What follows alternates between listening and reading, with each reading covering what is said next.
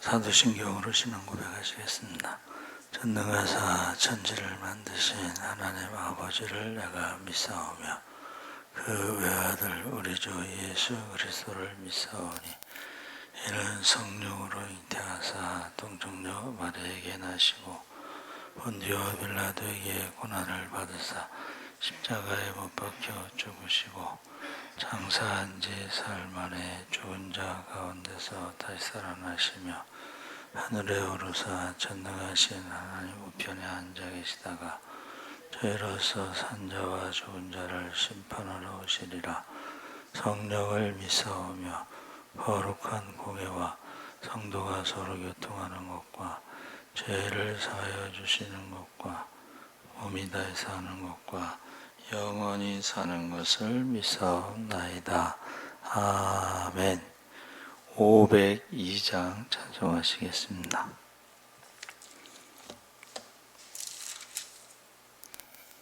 찬송가 502장 찬송하시겠습니다.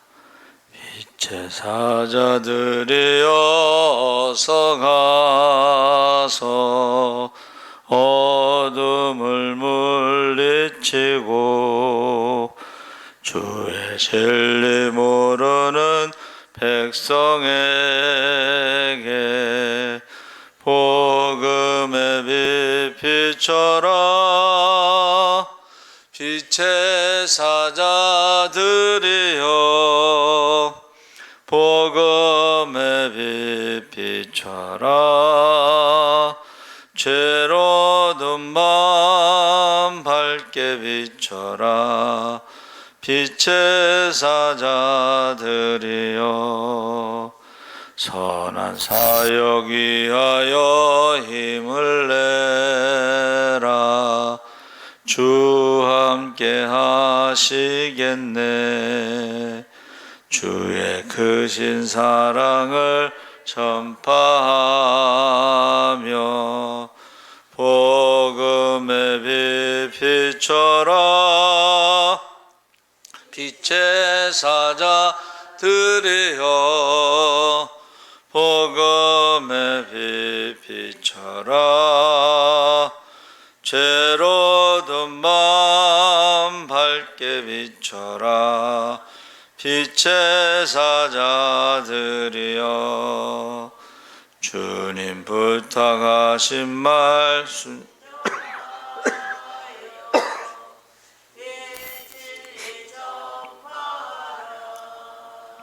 산을 넘고 물 건너 힘을 다해 복음의 빛 비춰라. 빛의 사자들이여 복음의 빛 비춰라. 죄로든 맘 밝게 비춰라. 빛의 사자들이여 동서남북 어디나 땅끝까지 주님만 의지하고 눈 어두워 못 보는 백성에게 복음의 빛 비춰라. 빛의 사자들이여 복음의 빛 비춰라. 죄로든 맘 밝게 비춰라. 빛의 사자들이여. 아멘.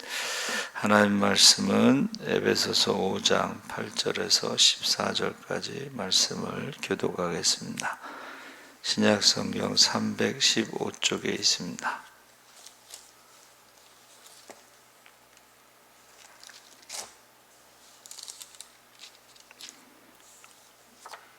(5장 8절에서 14절까지) 교독을 하겠습니다.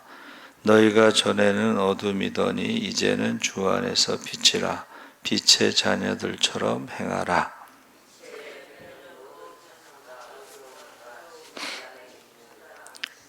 주를 기쁘시게 할 것이 무엇인가 시험하여 보라.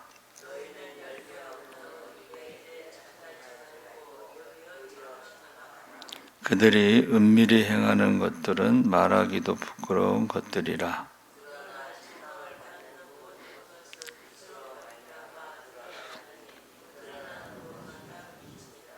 14절 함께 읽겠습니다. 그러므로 이르시기를 잠자는 자여 깨어서 죽은 자들 가운데서 일어나라. 그리스도께서 너희 빛이시리라 하셨느니라. 아멘. 할렐루야. 좋은 아침입니다. 잘 오셨습니다. 빛의 자녀라는 제목으로 말씀을 나누려고 합니다. 우리가 하나님처럼 하나님의 성품, 신의 성품을 닮아가려면 그리스도를 본받아야 합니다. 그래서 본받는다는 것이 이제 미메테스라고 하는 헬라어를 쓰는데 모방하다, 흉내내다. 그래서 그리스도께서 하신 것 같이 행하라 해서 모방하고 흉내내는 것입니다. 그래서 사도 바울이 뭐라 그랬죠? 내가 그리스도를 본받은 것과 같이 너희는 나를 본받으라. 그러니까 우리가 예수님을 직접 보지 못했잖아요. 그러면 예수님을 본받은 사람, 닮은 사람을 우리가 본받으면 되겠습니다. 어느 선교사님이 이제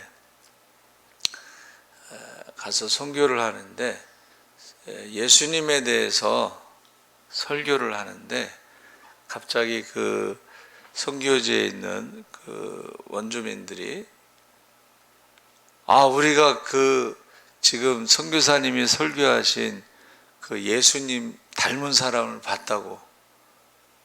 그래서 누구냐고 그랬더니 전에 있던 선교사님이 예수님하고 닮았다고 그렇게 말하더래요.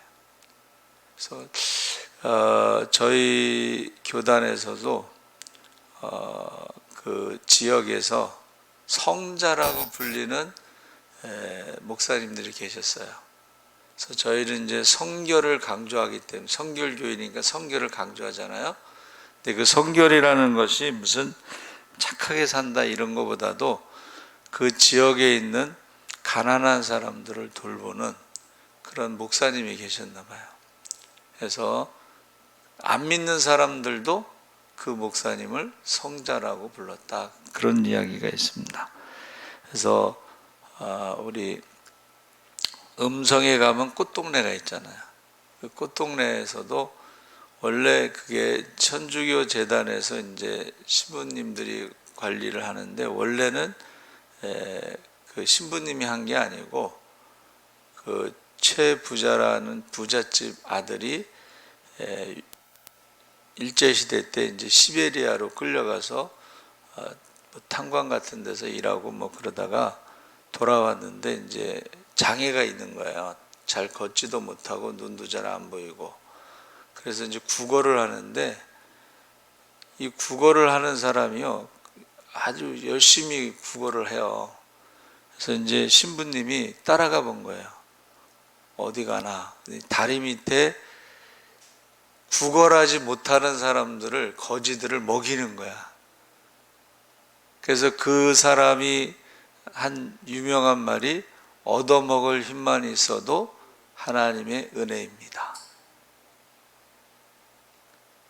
자기가 얻어먹으면서도 그거를 거지들을 먹였다는 거예요. 그게 꽃동네의 시작입니다. 그래서 우리가 그리스도를 본받는 것이 하나님을 닮아가는 것이다. 근데 그리스도를 우리가 본 적이 없기 때문에 그리스도를 본받은 사람을 본받으면 되겠습니다. 그래서 너희가 전에는 어둠이더니 이제는 주 안에서 빛이라. 빛의 자녀들처럼 행하라. 그래서 기독교로 개종한 지 3년 된 사람에게 옛 친구가 찾아와서 묻습니다. 자네 교회 다닌 지 3년이나 됐으니까 이제는 예수님에 대해서 많은 것을 알고 있겠군. 그러면서 예수님이 어느 나라에 태어났는지 말해줄 수 있는가? 그랬더니 모르겠다는 거야. 교회 다닌 지 3년 됐는데 예수님이 어느 나라에서 태어난지 모르겠다는 거야. 그럼 그분은 몇 살 때 돌아가셨는지 아는가? 그것도 모르겠대. 그분은 설교를 얼마나 했는지 아는가? 그것도 모르겠다. 예수님이 설교를 이제 3년 동안 하셨겠죠. 예. 자네는 기독교로 개종했다면서 아는 것이 별로 없군. 그렇다고 그러면은 기독교인이라고 할 수 있는가? 친구가 이제 그렇게 물어본 거예요. 그랬더니 자네 말이 맞아. 나는 그분에 대해서 아는 것이 별로 없는데 부끄럽네. 하지만 이것은 분명히 말할 수 있는데 자네가 알다시피 나는 지독한 술 주정뱅이가 아니었는가? 우리 가정은 깨어지기 일보 직전이었고 아내와 아이들은 저녁에 내가 집으로 들어오는 것을 무척 두려워했었는데 하지만 나는 예수를 믿고 술을 끊었고 모든 빚도 청산했고 못된 짓도 안 하고 이제 내 아내와 아이들이 내가 저녁에 일찍 들어오기만 기다리고 전에는 우리 가족의 얼굴에 수심이 가득했는데 이제는 웃음이 가득하고 저녁 식사를 하고 난 뒤에 우리 가족은 가정 예배를 드리고 주일이면 온 가족이 기쁜 마음으로 교회에 가서 예배를 드린다네. 전에는 어둠에 살았었는데 이제는 예수님 안에서 빛으로 살고 있다네. 이것을 우리가 이제 간증이라고 하는. 그래서 가장 강력한 전도의 무기는 간증이다. 자네도 알다시피 전에는 내가 이랬는데 근데 교회 가면서 예수 믿고 나서 이렇게 달라지고 우리의 가정이 달라지고 행복하다. 빛으로 살아가고 있다. 이렇게 말하는 것이 가장 강력한 무기라는 것입니다. 그래서 예수 믿는 것이 바로 이런 것이다. 어둠의 생활에서 빛된 생활로 하는 것이고 빛된 생활을 하기 위해서 빛의 자녀들처럼 행하는 것이고 빛 대신 예수 그리스도처럼 행하고 모방하라는 것이죠. 그래서 참 빛 곧 세상에 와서 각 사람에게 비치는 빛이 있었나니 그래서 예수님을 구주로 영접한 자녀들에게 하신 말씀이 뭐예요? 너희는 세상의 빛이라.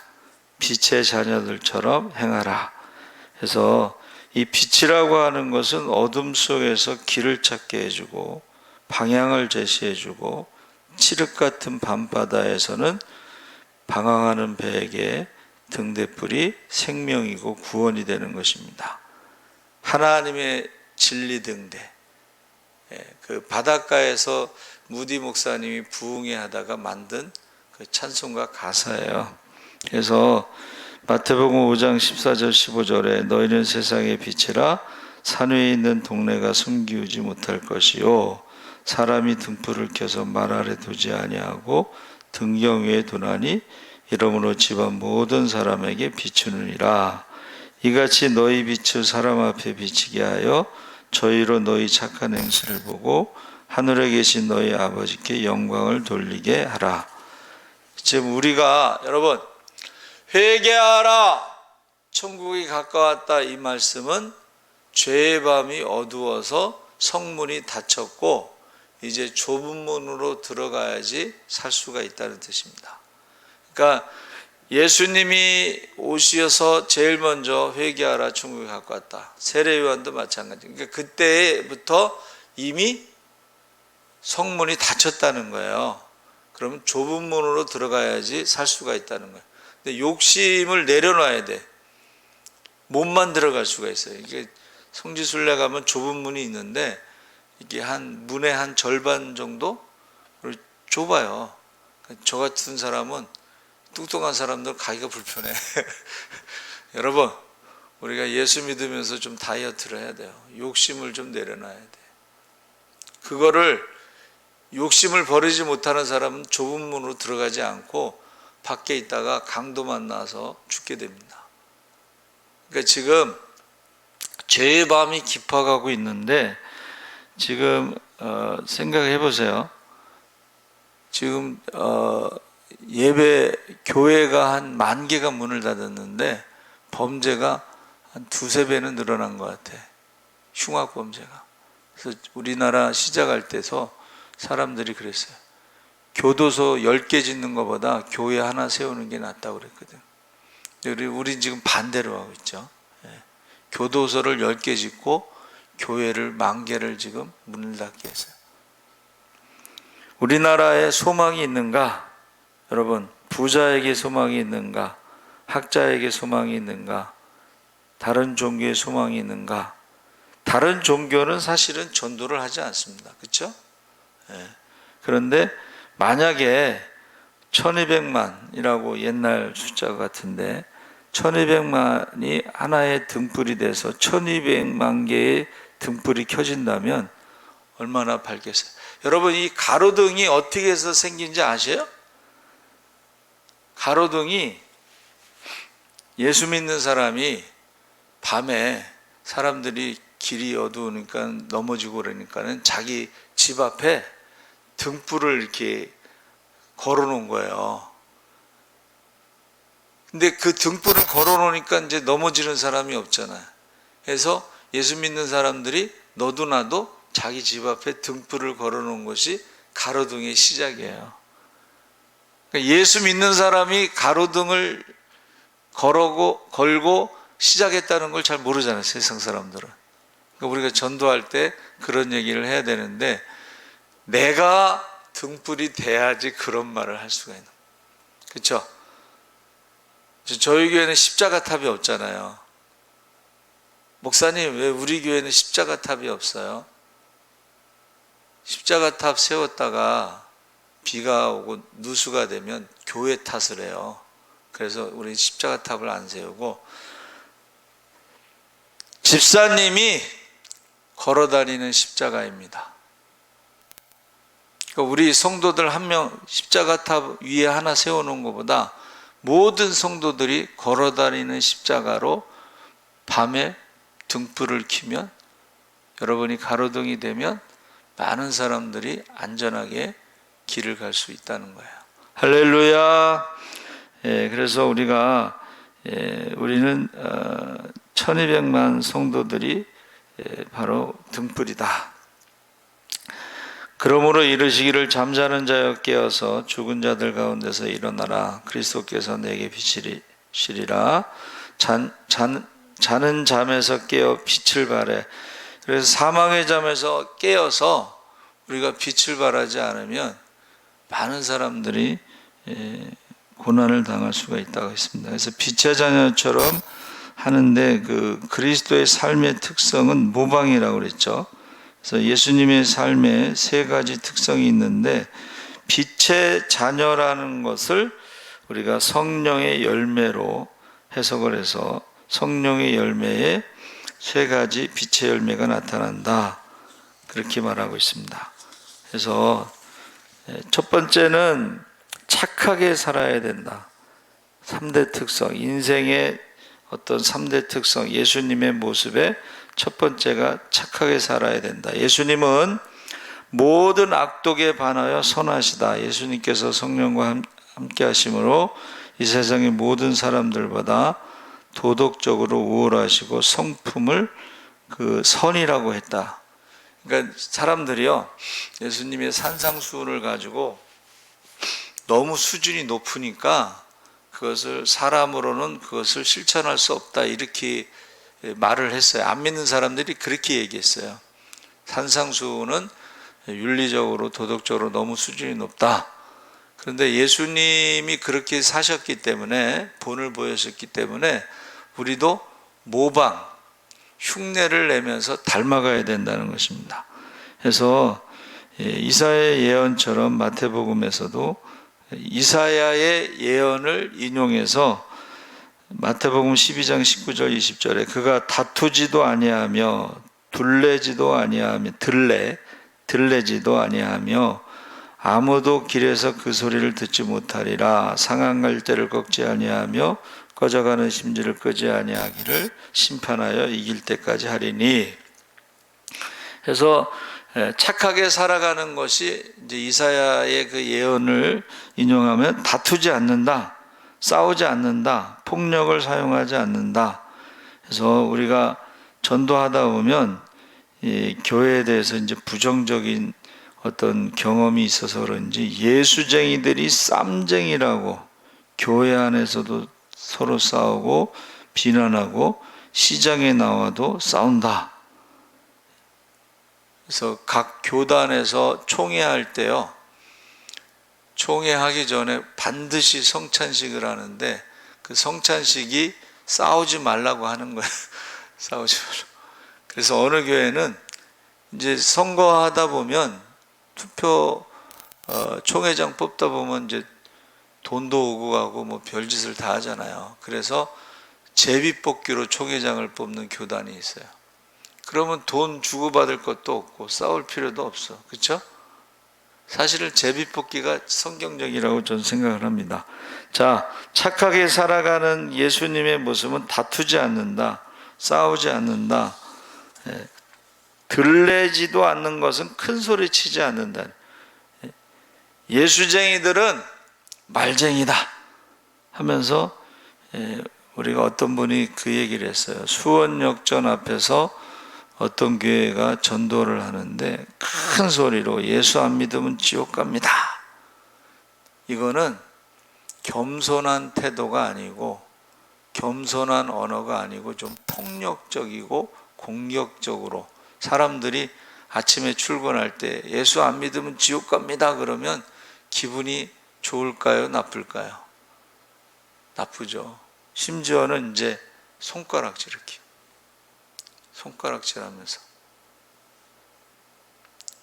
저도 거기 가서 훈련 받은 적이 있는데 예수천당 불신지옥 하면서 손가락질하고, 근데 그거는 좋은 태도는 아니라고 봐요. 여기서 들레지도 않는다는 말은 큰 소리로 그렇게 고함치고 막 상대를 무시하고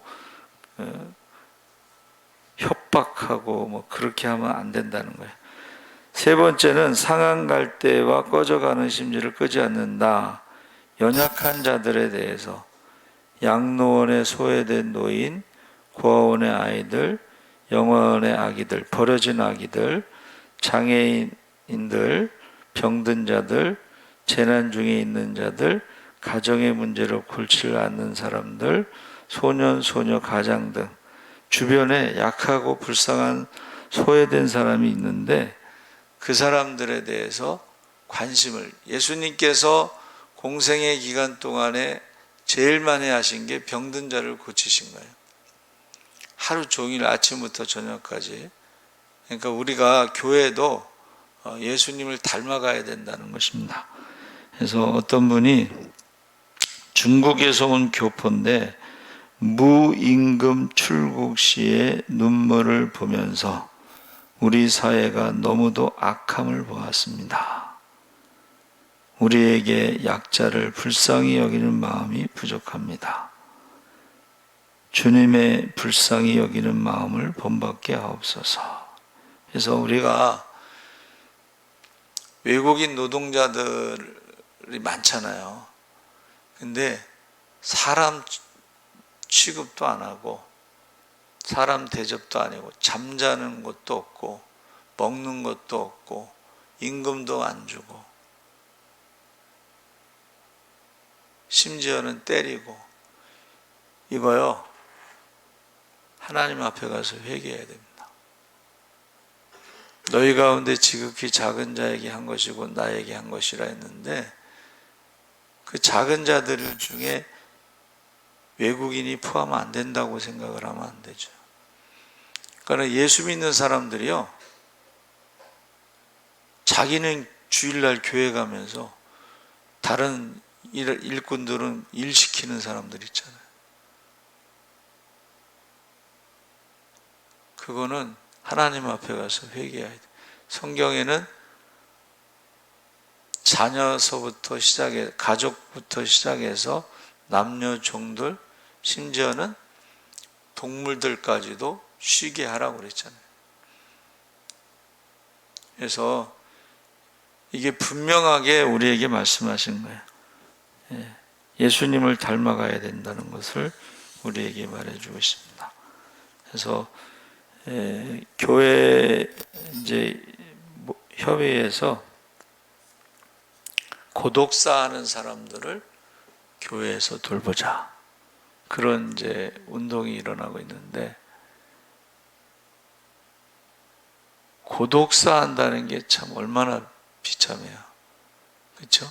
죽은 지 오래돼서 백골이 될 때까지 아무도 그를 돌보지 않아서 요새는 나라에서 장례식을 치러줘요. 나라에서. 그래서 저는 사실 저희 교회에도 연세 드신 분들 중에 혼자 사시는 분들이 있는데 안 보이면 궁금하잖아요. 그렇죠? 그럼 전화라도 해보고, 그래서 어떤 권사님이 전화를 안 받으셔. 그래가지고 아파트 경비실에 전화를 했어요. 몇 동 몇 호에 가서 좀 전화를 안 받으니까 확인 좀 해달라고. 그래서 연세 드신 분들이 좀 혼자 사시는 분들은 좀 교회를 다녔으면 좋겠다. 그러면 그래도 관심을 갖고 찾아보기도 하고 뭐 그럴 거 아니에요. 근데 혼자 사시는 분들, 교회 안 나오신 분들은 아무도 돌보지 않고 관심이 없어요. 그래서 참 안타깝습니다. 그래서 저와 여러분이 이 착하게 산다는 것이, 하나님을 사랑하고 이웃을 사랑하는 것이, 하나님을 사랑하는 것이 말씀에 순종하고 예배드리는 것이라면, 이웃을 사랑하는 것은 구제하는 것, 배고픈 사람에게 먹을 걸 주고 헐벗은 자에게 입을 것을 주고. 그래서 좀 이제 우리가 수제 헌금을 좀 하자고 그랬는데 잘 못 들으셨는지 많은 사람이 참여를 안 했어요. 5분인가 6분인가가 해서. 그래서 좀 그거 보내기가 좀 그래서 한 주 더 기다렸다가 모아서 보내야 되겠다, 이제 그런 생각을 하는데, 이게 하나님을 사랑하고 이웃을 사랑하는 것이 온전한 신앙이고, 하나님만 사랑하고 예배만 드리고 이웃을 사랑하지 않는 것은 반쪽 신앙이라고 그랬습니다. 제가 온전한 신앙이 아니에요. 그리고 하나님 앞에 가면 너희 가운데 지극히 작은 자에게 한 것이고 나에게 한 것이라고 말씀하셨죠. 그래서 1,000원이라도 없으면 이제 1,000원이라도 하는 것이, 십시일반 이렇게 모아서 하는 것이 좋겠다, 이제 그런 생각을 갖습니다. 그래서 착하게 사는 것은 말과 혀로만 사랑하는 것이 아니라 행함과 진실함으로 사랑하는 것입니다.